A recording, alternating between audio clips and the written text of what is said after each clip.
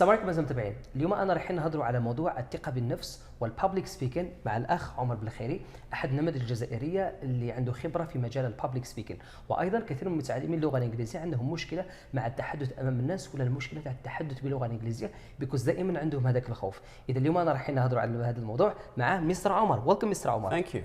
Thank you. It's my pleasure. Thank you so much.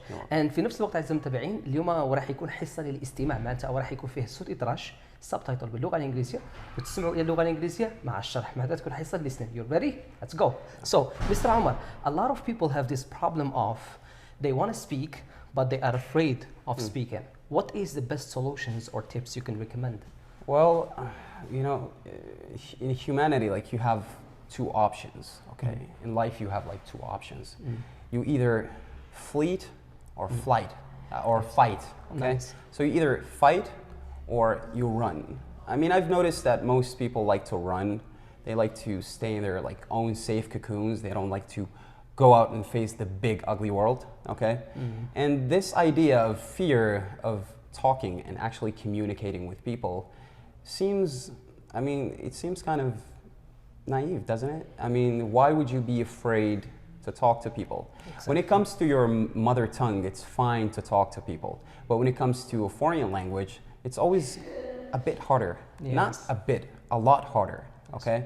So I used to have that. Like I used to have that fear, that, you know, nervousness, that shaking, and, you know, that really bad feeling of like you're almost dying when you're about to talk to someone, especially people that you don't know, okay? And I actually got over that fear by doing it. I mean, I think it's a bit obvious, but just do it. How do you do it? You don't go out talking to people in the first day. First, I recommend that you talk to yourself.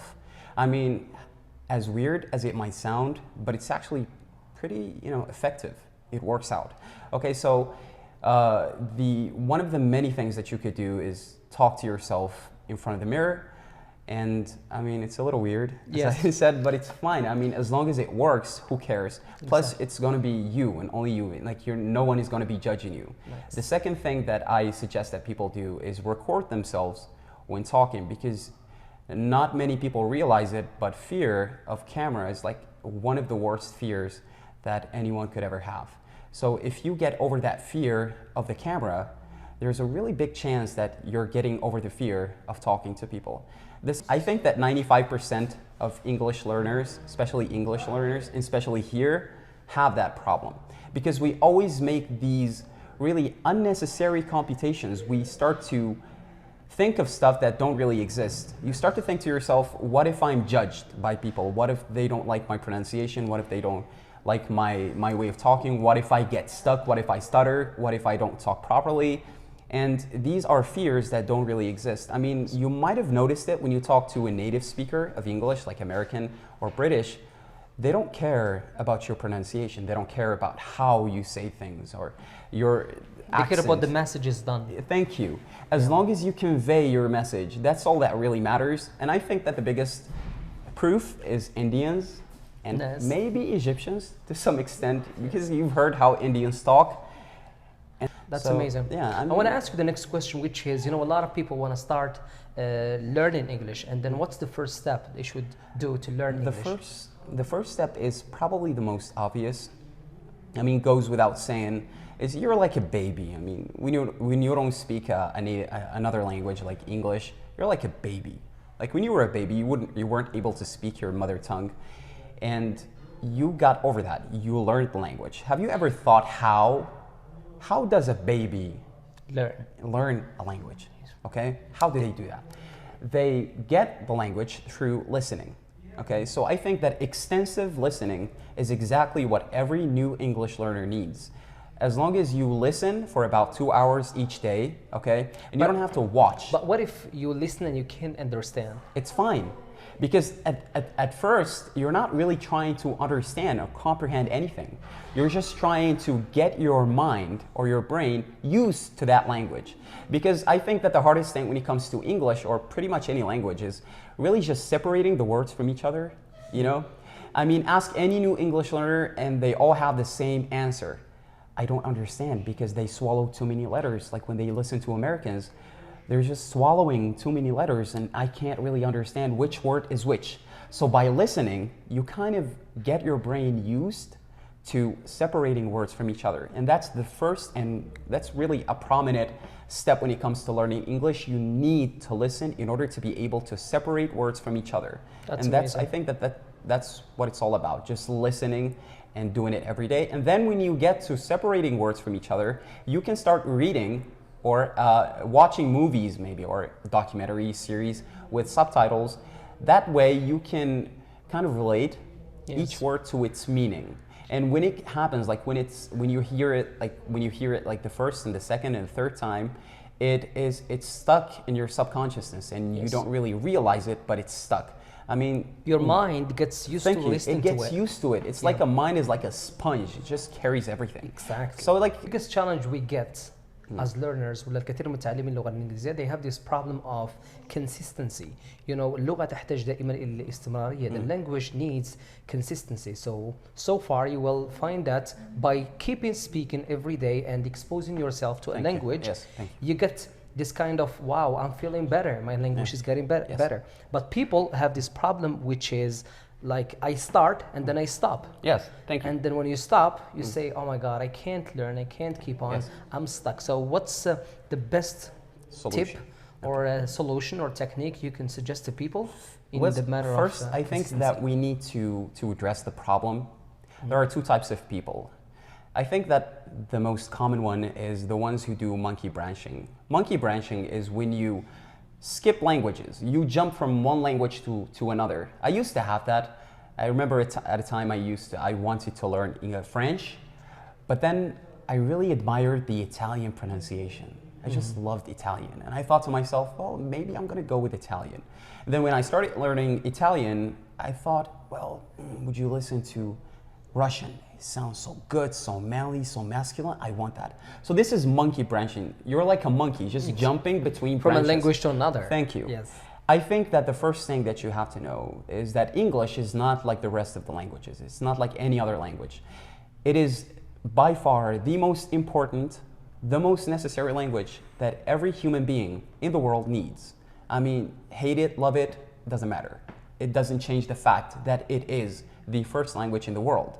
So I think that it's all about perspective. It's how you see it.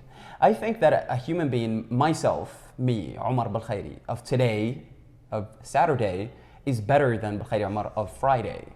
If I attain just one small piece of information, that makes me a better human being than I used to be, okay? And I think that it comes down to just looking at it this way, okay? So when it comes to English, if you learn one letter, one word, each day, each 2 days, each 3 days, if you don't learn anything, if you just stay consistent, if you just listen, okay, that makes you better than you used to be, okay? If you learn like one verb, that makes you better than you used to be. So I think it's a way of looking at it. And yeah, that's it. As a matter of fact, that public speaking is so important. المهارات الالقاء مهمة جدا في حياة الإنسان, سواء in your personal life, professional life, you know, in your career in general. What is the best techniques so people can develop their public speaking skills? Well, briefly, let's talk about public speaking. A lot of people don't understand public speaking. Public speaking is just being able to talk to people. That's it. And it is known that you need soft skills. And the most important soft skill in the world is communication skills. And public speaking is the next step of communication skills. Can you imagine, I would call someone a really good person, like a talkative person, a person that I could feel comfortable with, comfortable talking to, when they can talk to one person. Can you imagine if you can talk to 1 million people? Let's take Steve Jobs, for example. He was a genius. The guy was able to talk to millions of people, billions watching him on TV, and he was really comfortable, okay? So public speaking is the next step of communication skills. A lot of people might think to themselves, why would I waste my time doing public speaking? Well, public speaking is something that you require across your lifespan, okay? You need it in your education, because for example, when you go to college students, they do have seminars and dissertations that they need to do, okay, researches. And how would you do a dissertation if you can't even do public speaking, if you can't talk about it? how are you going to be able to do it? You're not, okay? Really, when you graduate college, let's say that you survived college without public speaking. How about your job interview? What are you going to do? Okay? So you asked me a question. You said, how do you develop your public speaking skills? I watched a movie, it's called We Bought a Zoo. Okay, so I think it was Matt Damon. And in that movie, he said something that I really admired. He said, all it needs is 20 seconds of bravery. Embarrassing bravery, just 20 seconds. And I promise you that something beautiful is going to come out of those 20 seconds. Because people are really afraid, but they don't really know why are they afraid. Why are you afraid of talking to people? Like, what's the point? What's going to happen? What's the worst thing that can happen? Is that person going to devour you? Are they going to eat you? They're not going to kill you. They're normal people. They're normal human beings. They communicate. They want to know what you have, okay?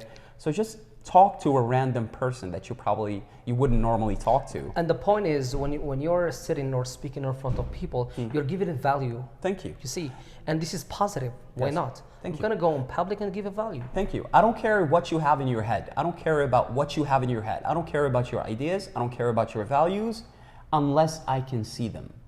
If you can't show me what you have in your head or what you have in your heart, then what's the point? What's the use? I mean, you could be the smartest person in the world. You could have the greatest ideas. You could change the world with those ideas. But if you can't even tell me those ideas, how am I going to be able to know them? That's so I don't know. I don't know telepathy. I can't read minds.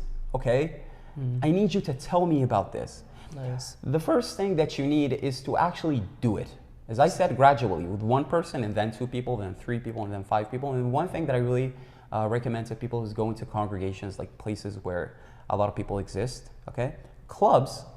Yes. Clubs are great ideas. If my English is bad, okay, why is it bad? Well, it's bad because you speak another language.